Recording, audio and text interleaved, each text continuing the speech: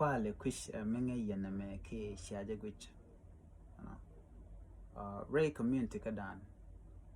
che kami mission anten go gwas me bar and community nordan mishu gujije asangle la nyame balang metedi mi nyame balang ana ka dong shaje ruit ana ke shaje kwal she lo dap ku de mi ka sha dakka je wude mone ka shi wude mi che wotel yang mate ka je la gwana jen be nyaada be jo kan be nong chang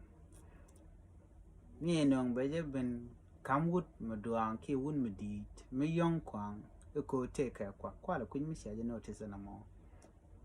and culture mane chagwa no de randa nyaade de je kamrada dien ko te ka kwa ko la kam diet mi dong chano ngwane nyal ko da gwande jogo baba no ka je wuda mone ko dong ba ji kep ko bom na ko ramo te ka kwa siang me kan wore siang me de palwage ala nyal ki shek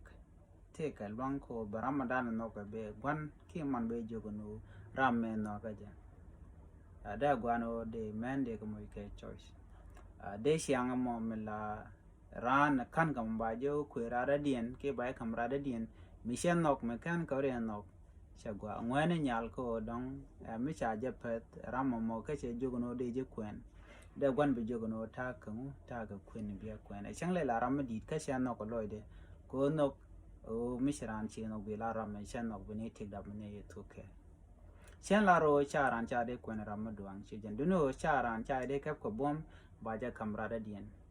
cha je kwal ki cha je ruet ki je te de ka bai bu kamera mi mo she nok she chung yen diet gan diet gware ki diet ni de